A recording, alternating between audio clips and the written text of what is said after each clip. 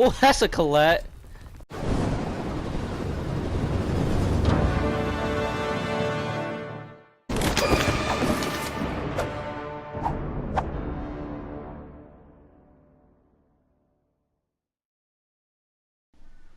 What's going on, guys? Galax HD, and today we're going to talk about Black Ops 4, but real quick, in the background we have some Black Ops 3 gameplay where I do ish. I don't know, to each his own, but let's get right into the topic. Today we're going to talk about what I think is the biggest thing on people's mind when they hear about a new Call of Duty in recent years. When they hear about a new COD, everyone wants to know jetpacks or no jetpacks, advanced movement, no advanced movement, snipers, no snipers, and by that, you know what the fuck I mean. Obviously gonna be fucking snipers. Now, to get right into it, we're gonna talk about jetpacks and shit first, and why I think they're terrible going forward, why that's a bad idea in my opinion. But first and foremost, I don't hold Infinity Ward, Treyarch, all that shit. I don't really hold them accountable for the questionable Call of Duties lately, because what people don't understand is that these games have a 3-year development cycle. So 3 years ago, no one knew what the market was going to be like today. You know, it's kind of a hard thing to predict, and yeah, we all grew to hate Infinite Warfare. You know, we all grew to hate the advanced movement. There might be 9 of you out there who enjoy it. Fuck you guys, go play something else. Anyway, kidding by the way. Anyway, I think it's easy to tell that we, as a consumer-based community, that didn't make sense. We as players of this franchise don't want jetpacks and shit going forward, and you can tell there's a clear correlation between sales percentage and advanced movement. Infinite Warfare is a perfect example. You know, we all know how that game did, and before that, Black Ops 3, we all know how that game started. And World War II had an amazing launch. It's not hard to figure out why. Now, I think that's all that needs to be said about that topic. I want to real quick touch up on a story that's actually kind of funny. A couple months ago, there was a Reddit post.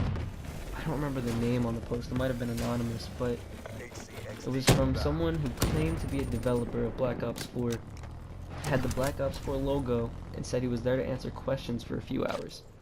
Granted, no one took him seriously, and what I think is funny is no one took him seriously because he had the 4 eyes instead of an IV in the logo, which, as we know, ended up being the actual logo, and we missed out on a really big opportunity. I think it's kind of crazy to think what we could have known by now, and how excited we could have been, or, you know, how hateful we could be, depending on whatever he told us.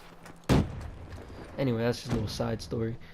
Now, one thing I want to get into next is the time period and the setting, because Infinite Warfare was completely Star Wars, and World War II was completely Wolfenstein. So I think we need to find a comfortable middle ground, and I think the one game that really did that was Black Ops 2. It really managed to be innovative, and really managed to insert synonym of innovative here. Now, obviously they can't just remake Black Ops 2. Although remastering Black Ops 2 would be fucking amazing. Different video.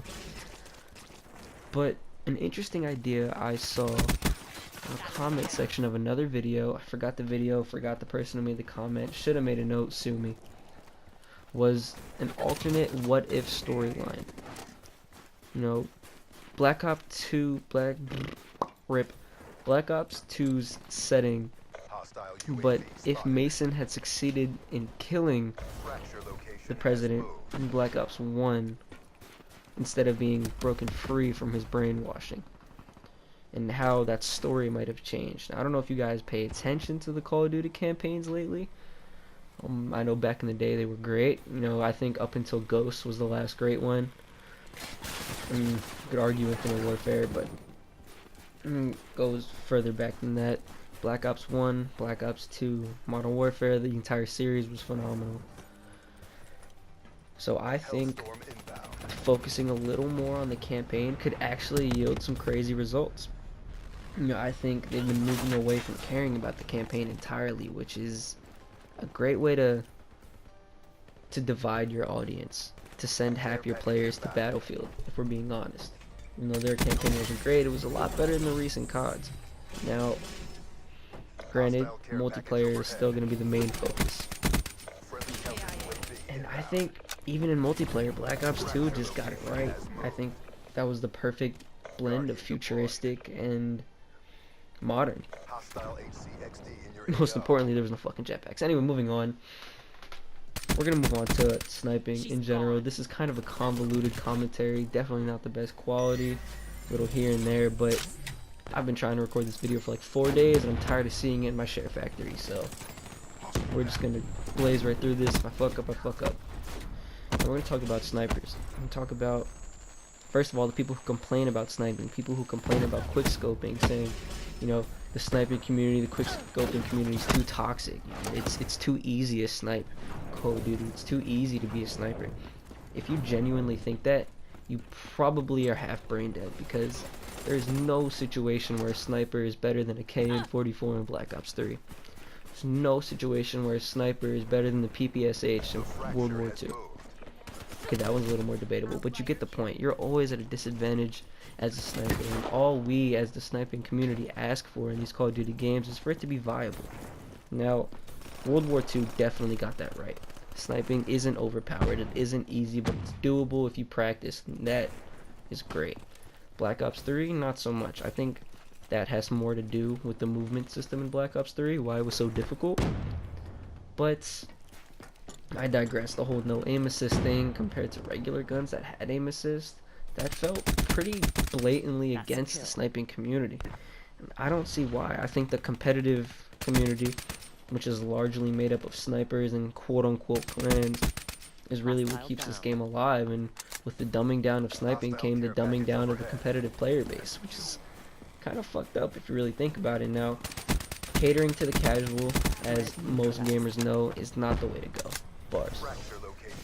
Catering to the casual is what kills video games. You know, Battlefield's a great example. Battlefield was thriving as a tactical multiplayer shooter until it became casual, until Battlefield Hardline, when everything got dumbed down, even though I liked Hardline personally, but as a whole, the game didn't exactly fare well with critics and consumers, considering how casual it was. Now, they've been working to fix their mistakes. I think Call of Duty's starting to do the same thing. But another example of why catering to the casual is a bad idea is if you think of games that actually last. You know, CSGO, it's been over a decade? And that's because the game is hard as fuck to get into. It caters to the practiced, it caters to the veterans.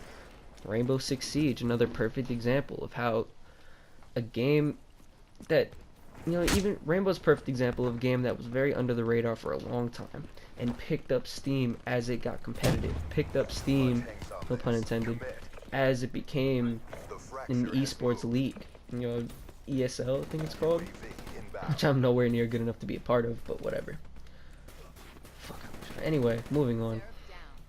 Call of Duty really needs to choose its audience and stop trying to play both sides.